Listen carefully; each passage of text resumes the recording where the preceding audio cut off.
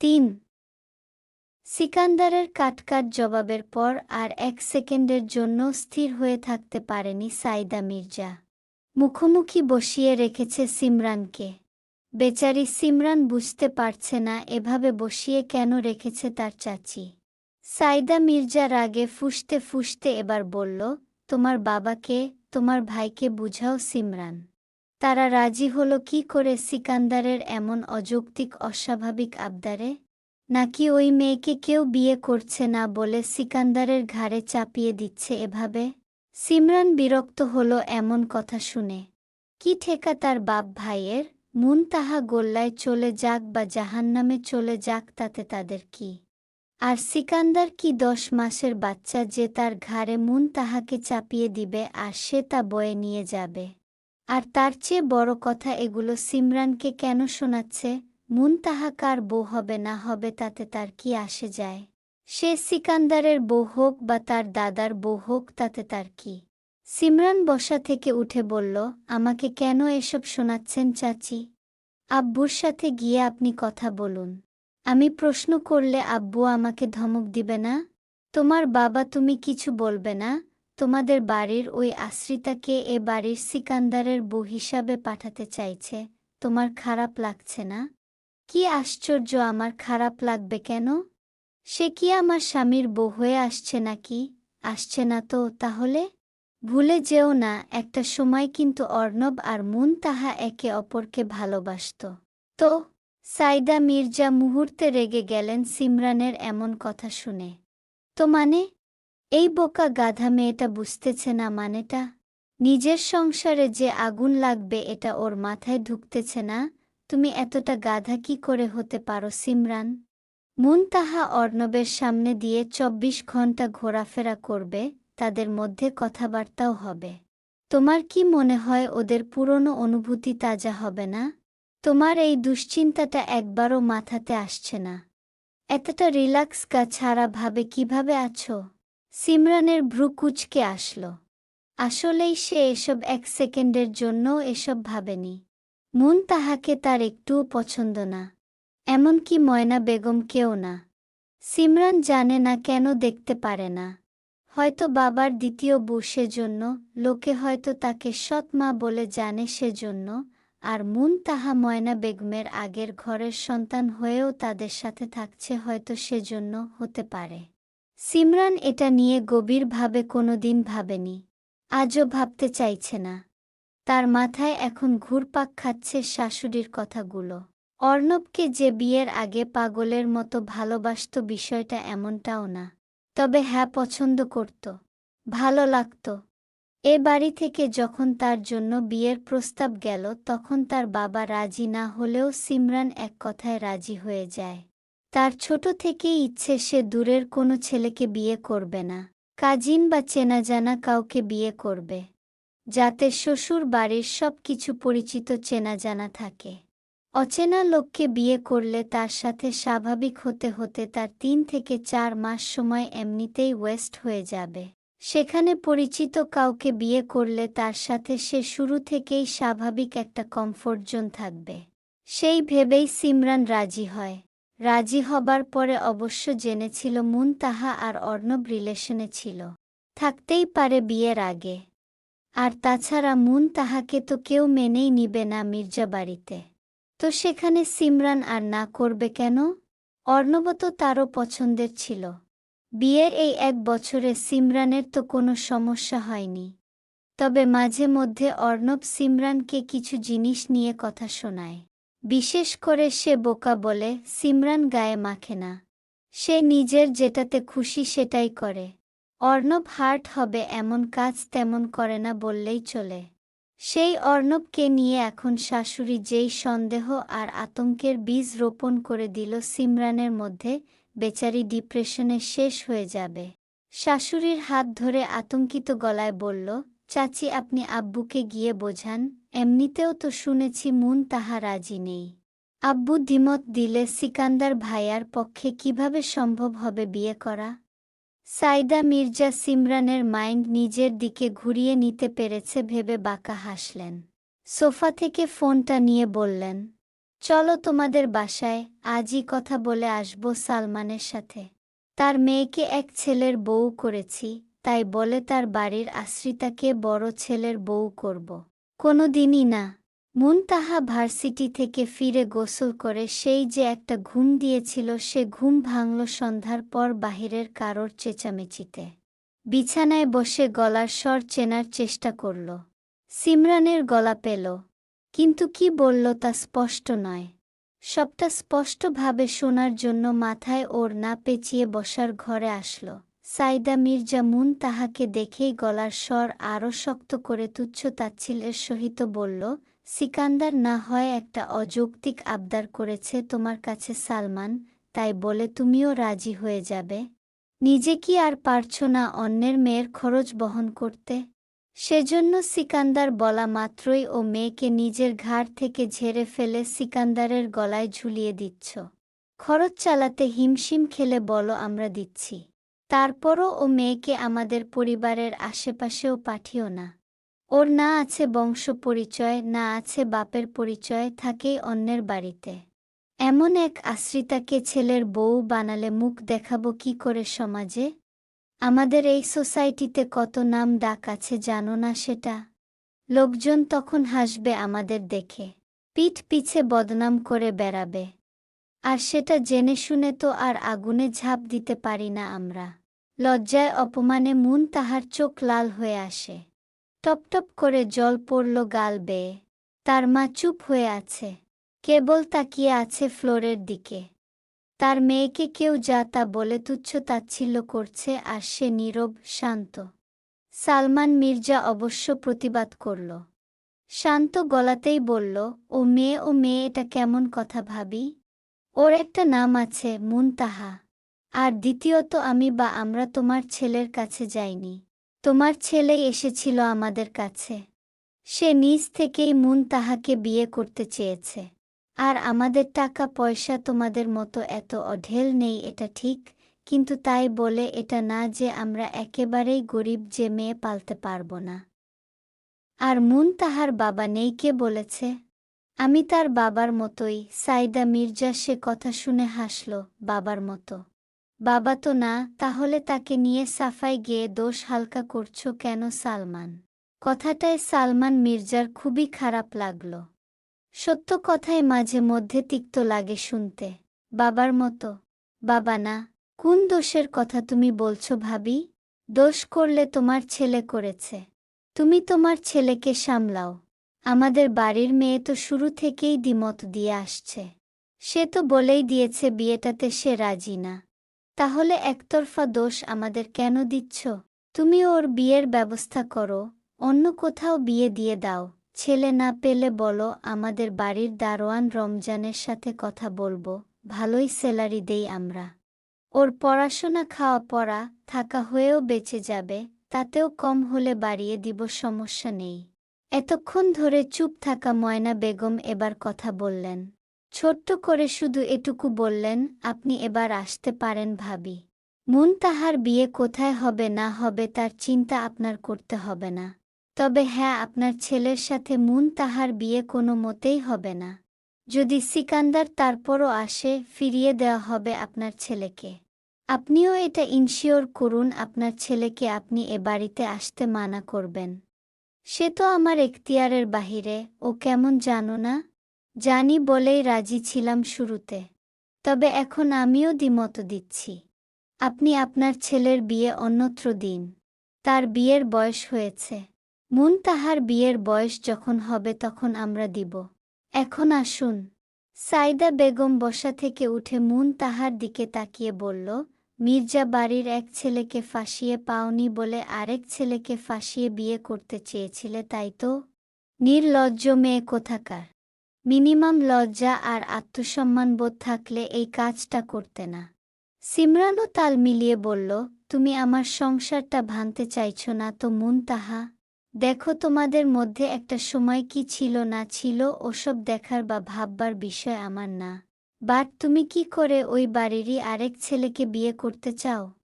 মুনতাহা এর জবাবটা দেওয়ার আগ দিয়েই ময়না বেগম বললেন, তুমি হয়তো এতক্ষণ বলা কথাগুলো শুনোনি সিমরান। মুনতাহা কিন্তু সম্মতি দেয়নি বিয়েতে। সে শুরু থেকে অমত, তাই বাড়তি কথা বলো না। সাইদা মির্জা সিমরানের হাত ধরে বলল, চলো সিমরান, সে তো তার মেয়ের সাইডই নিবে। তোমার সাইড কেন নিবে? কে হও তুমি তার? তার সাথে কথা বাড়িও না অযথা। চলো এখন। ময়না বেগম সালমান মির্জার দিকে তাকিয়ে বললেন, সিকান্দার যেন পাগলামি না করে খবরদার। আমি সাইদা ভাবিকেও বলে দিয়েছি, আপনাকেও বলছি, ও বাড়ির বউ মুনতাহা হবে না। ময়না বেগম উঠে চলে যাবার সময় মুনতাহাকে সামনে পেলেন।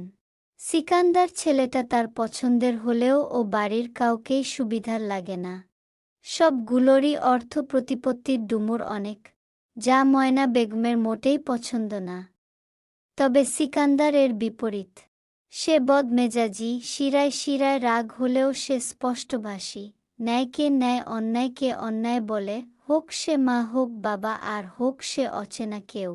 সেজন্যই তো পরিবার ছেড়ে চলে গিয়েছিল 12 বছর আগে। এবার যে সে কিসের জন্য ফিরেছে সেটা সবাই জানে। জানে না কেবল মুনতাহা। সবাই তার ফেরার মানেটা জানে বলেই এমন আতঙ্কে পড়ে গেছে সিকান্দারের বিয়ে নিয়ে। দেশে আসতে না আসতেই তার পরের দিনই মেয়ে দেখতে ব্যস্ত হয়ে পড়েন সাইদা মির্জা।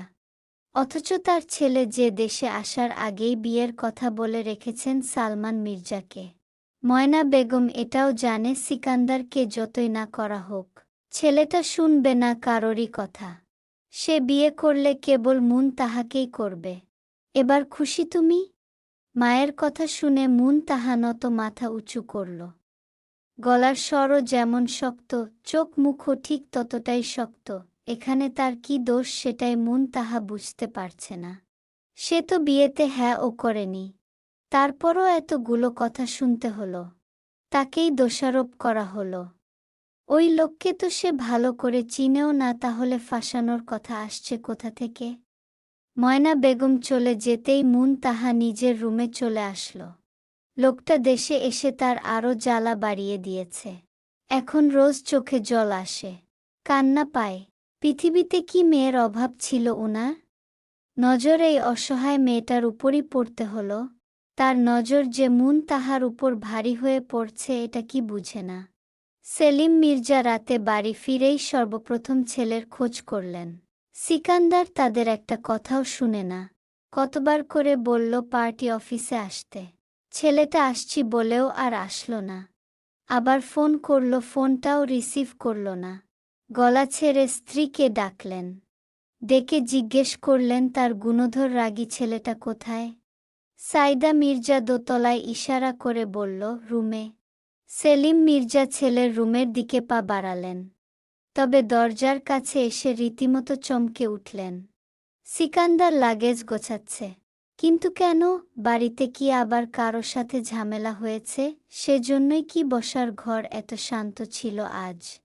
সেলিম মির্জা রুমে ঢুকতে ঢুকতে ছেলের উদ্দেশ্যে বললেন, লাগেজ গোছাচ্ছ কেন তুমি? কি হয়েছে?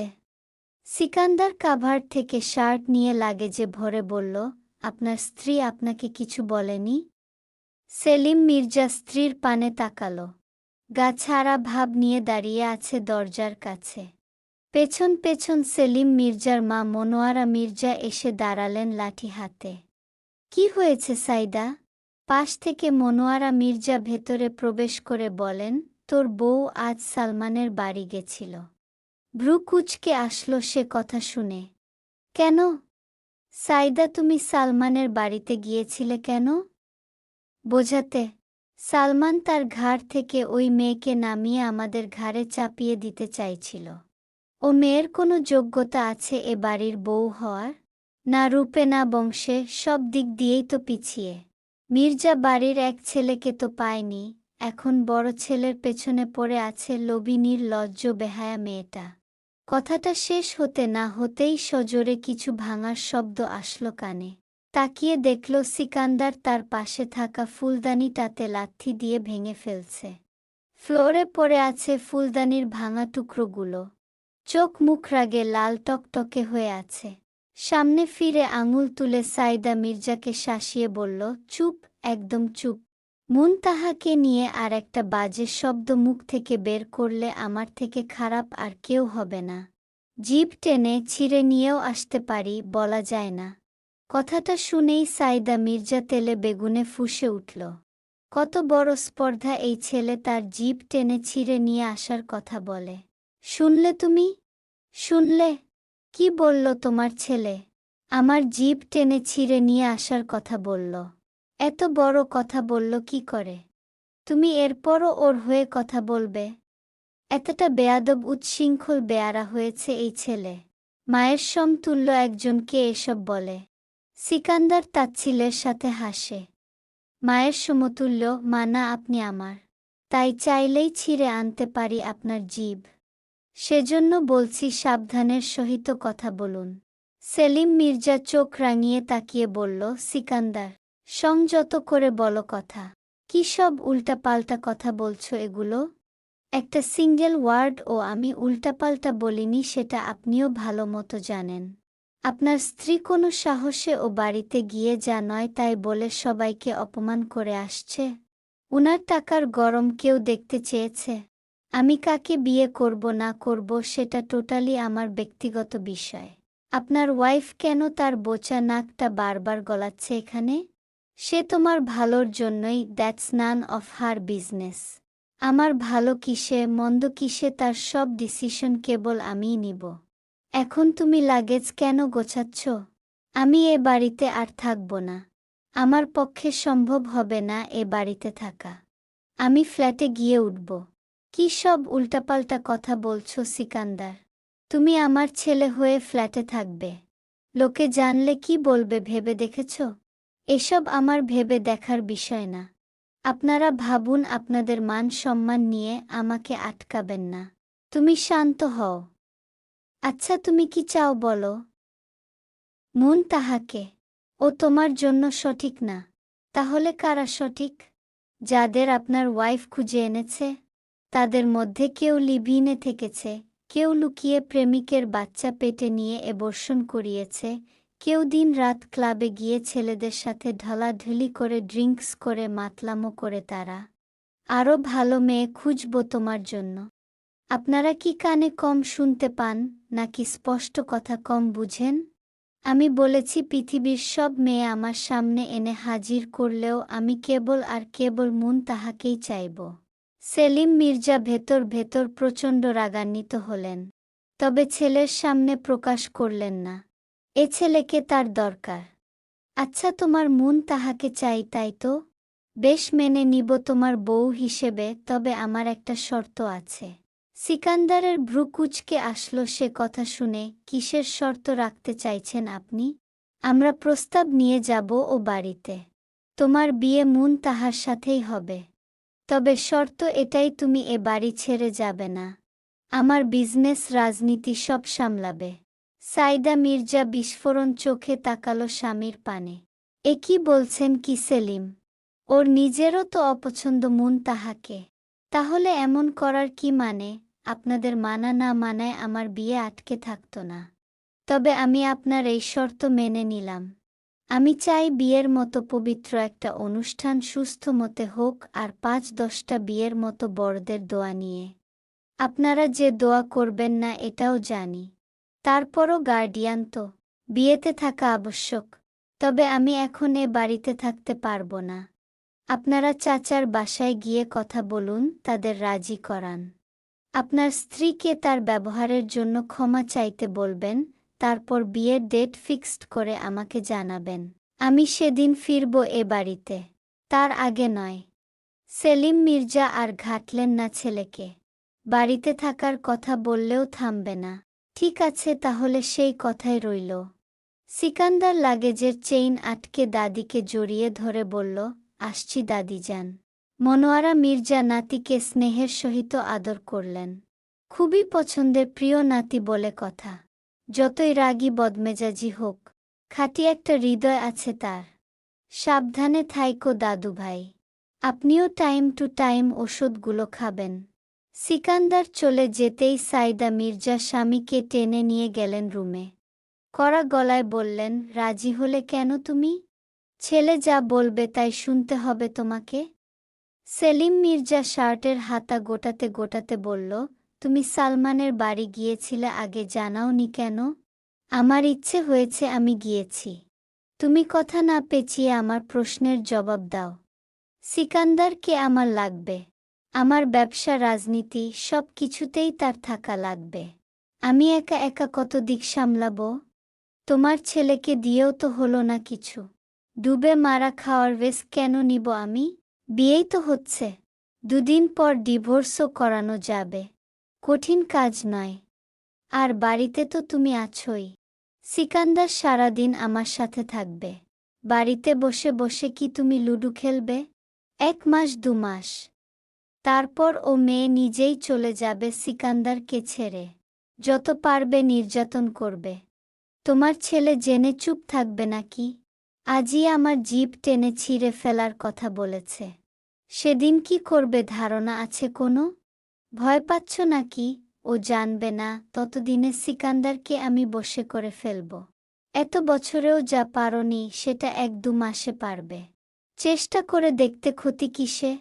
ফেইল হলে কালো জাদু করব ব্যাস। পরের দিন তাহার কানে খবর এসেছে সিকান্দার মির্জা বাড়ি ছেড়ে চলে গেছে। 2 বার কল এসেছিল তার নম্বর থেকে। তৃতীয়বার কল আসলো আর অমনি ব্লক লিস্টে ফেলে রাখল নম্বরটা। শুধু ব্লক লিস্টে রেখে থামল না, সেই সাথে নিজের ফোনটাও বন্ধ করে রাখল। বলা তো যায় না, অর্ণবেরই তো ভাই, অন্য নম্বর দিয়েও ফোন দিতে পারে। সালমান মির্জা সিকান্দারকে ফোন দিল। এমন পাগলামি কেউ করে? ভাইস্তা ফোন ধরতেই সালমান মির্জা বলল, এমন পাগলামি কেন করছো সিকান্দার? বাড়ি ছেড়েছ কেন? সিকান্দার জবাবে বলল, একটু শান্তির খোঁজে চাচা। আপনি আমাকে ফিরিয়ে দিবেন চাচা? আমি আপনার জামাই হতে চাই। খুব বেশি কোনো আবদার রেখেছিলাম? সাইদা মির্জা এসে দুটো কথা বলতেই আপনি বললেন মেয়ে দিবেন না আমার কাছে। এতই কি অযোগ্য আমি আপনার মেয়ের জন্য? তার হাতটা কি দেওয়া যায় না আমাকে? অযত্নে রাখব না? পৃথিবীতে এক সিকান্দারের থেকে বেশি ভালো, বেশি যত্ন কেউ করতে পারবে না আপনার মেয়ের। সালমান মির্জার অসহায় লাগল।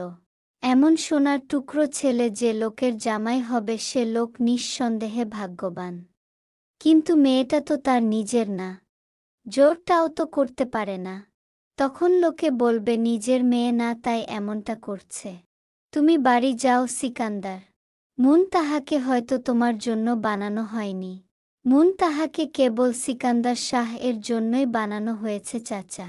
ভাইজান ভাবি রাজি না? রাজি তারা। খুব সম্ভবত আসবে আপনার দোরগোড়ায়। প্লিজ আমার দিকটা ভাববেন। আপনার মেয়েকে ছাড়া আমি অচল। সালমান মির্জা অবাক হলেন। ভাইজান ভাবি রাজি? গতকালই তো কতগুলো কথা শুনিয়ে গেল। রাজি হলো কি করে? এ তো অসম্ভব কথা। ঠিক আছে, আমি আমার তরফ থেকে চেষ্টা করব। তুমি নিজের খেয়াল রেখো। খেয়েছ কিছু? থাকছ কোথায়? মায়ের ফ্ল্যাটে আছি। রাখছি এখন। রাতের খাবার খেয়ে তাহা যখন পড়ার টেবিলে বসে পড়ছিল তখন তার রুমে কেউ কড়া নাড়ে। দরজা খুলে দিতেই নাদিম গম্ভীর গলায় বলল, তোমার ফোন কোথায়? বন্ধ কেন? তাহার মনে পড়ল ফোনটা তো সে দুপুরের দিকে বন্ধ করে রেখেছিল। আর অন করেনি। বিছানার দিকে তাকিয়ে বলল, ওখানে আছে। নিয়ে এসো। তাহা নিয়ে আসলো। নাদিম ফোন অন করে কি যেন করল। তারপর ফোনটা তার হাতে দিয়ে বেরিয়ে গেল। সাথে সাথে ফোনটা বেজে উঠল। তাহা ফোনের দিকে তাকালো। সাথে সাথে আবিষ্কার করল সিকান্দারের নম্বরটা। নাদিম তাহলে সিকান্দারের নম্বরটা আনব্লক করার জন্য এসেছিল। ভাবতে ভাবতে ফোনটা কেটে গেল। দ্বিতীয়বার আবার বেজে উঠল। তাহা ফের ব্লক করে রাখল। মিনিট 2 পর আবার নাদিম আসল। এবার ধমক দিয়ে বলল, সমস্যা কি তোমার? নম্বর ব্লক করছো কেন বারবার? সিকান্দার কি বলতে চায় শোনো সেটা। আর একবার ব্লক করলে তোমার ফোন চিরতরে আমি ভেঙে নষ্ট করে দিব। তখন ভার্সিটির অ্যাসাইনমেন্ট, ক্লাস কিভাবে করো সেটাও দেখে ছাড়ব। তাহা হকচকিয়ে গেল নাদিমের রাগ দেখে। কি আশ্চর্য, এ ছেলের সমস্যা কি? নাদিম রুমে চলে আসলো। মেয়েটা বারবার সিকান্দারের নম্বরটা ব্লক করছে আর সিকান্দার নাদিমকে শাসাচ্ছে। মুনতাহার ফোনটা আবারও বেজে উঠলে আর ব্লক করল না, কেটেও দিল না। রিসিভ করে কানে নিয়ে রাগান্বিত গলাতেই বলল, সমস্যা কি আপনার? ফোন কেন দিচ্ছেন আমায়? ওপাশ থেকে ধীর গলায় সিকান্দার কেবল বলল, মন। শরীর জমে গেল। কেন তার নামটাকে এমন বিকৃতি করে ডাকে এই লোক? জানে না নাম বিকৃত করে ডাকলে কবিরা গুনাহ হয়? নিচে আসতে পারবেন মন? থতমত খেয়ে গেল মুনতাহা। দেওয়াল ঘড়ির দিকে তাকিয়ে দেখল এখন বাজে 12:30। কি খারাপ এই লোক, তাকে এত রাতে নিচে ডাকছে। তার চেয়ে বড় কথা, এই লোক কি তাদের বাসার নিচে? ওপাশ থেকে আবার ভেসে আসলো, না নিচে আসাটা ভালো দেখাবে না এত রাতে। আপনি বরং বেলকনিতে এসে দাঁড়ান মন, আমি আপনাকে দেখব, আর দেখেই চলে যাব। মুনতাহা কথাটা শুনে বেলকনির দিকে তাকালো। সে তো দরজা লাগিয়ে দিয়েছে। মুনতাহা এখনো আসছে না দেখে ওপাশ থেকে সিকান্দার ফের বলল, কি হলো আসুন। মুনতাহার কি যেন হলো। তোতাপাখির মতো বেলকনির দরজাটা খুলে বেলকনিতে গিয়ে দাঁড়িয়ে নিচে তাকাতেই আবিষ্কার করল, কালো প্রাইভেট কারের দরজার কাছটায় দাঁড়িয়ে আছে এক সুপুরুষ।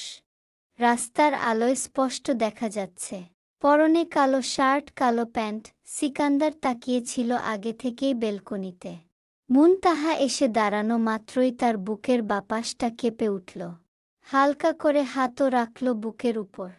সিকান্দার পলকবিহীন কতক্ষণ তাকিয়ে রইল জানা নেই। কালো কামিজে খোলা চুলে মুনতাহাকে যে অসম্ভব সুন্দর লাগছে। সেদিনের সেই পিচ্চি কাঁদুনি মেয়েটা এখন কত বড় হয়ে গেছে। তাদের প্রথম দেখাটাও এমনই ছিল। চাচার বিয়ের দিন দোতলা ঘরের এক জানালা দিয়ে ফুলা ফুলা চোখে মায়ের বিদায় দেখছিল 7 বছরের মেয়েটা। আর নিচ থেকে গাড়ির পাশে দাঁড়িয়ে থাকা 15 বছরের সিকান্দার আচমকা ঘাড় ফেরাতে গিয়ে মুগ্ধ হয়ে দেখছিল সেই 7 বছরের বাচ্চা মেয়েটাকে। সিকান্দারকে চুপ করে থাকতে দেখে মুনতাহা প্রশ্ন করল, কি জন্য আসতে বললেন বেলকনিতে? সিকান্দার এবার চোখ বুজল। কিছুটা এলোমেলো গলায় বলল, চলে যান মন। আপনি আর 1 সেকেন্ড থাকলে বাড়ি ফেরা মুশকিল হয়ে যাবে আমার জন্য। মানে? সিকান্দার কেটে দিল ফোন। দ্বিতীয়বার আর তাকালই না ওই বেলকনিতে। গাড়ির ভেতর ঢুকে সোজা চলে গেল। আর একটু থাকলেই সিকান্দার অসুস্থ হয়ে যেত। রমণীটাকে জড়িয়ে ধরার ইচ্ছে জাগত। কপালে একটা গাঢ় চুম্বন এঁকে দিতে ইচ্ছে করত। এসব সিকান্দারের জন্য এখন হারাম। যেখানে সে আজ অবধি মেয়েটার হাত ধরে দেখেনি, সেখানে এসব ভাবনা মনে আসলে তার জন্য যন্ত্রণার হতো। সিকান্দার মুনতাহাদের বাড়ি ছেড়ে কিছুটা দূরে চলে আসা মাত্রই ঠোঁটের কোণে বিড়বিড় করে উচ্চারণ করে, আমি হালালে বিশ্বাসী মন। আপনাকে আমি কেবল হালাল ভাবেই ছুতে চাই, হারামে আমার জ্বর আসে। শেয়ার, রেসপন্স, কমেন্ট করবেন বেশি করে। আর সেকেন্ড পর্বে একটু পরিবর্তন হয়েছে, মুনতাহা আর ইলার সাবজেক্ট বায়োলজি চেঞ্জ করে ফার্মেসি দেওয়া হয়েছে। সিকান্দার শাহ, রায়হা, জুবায়ের, রিপ্তি চলবে।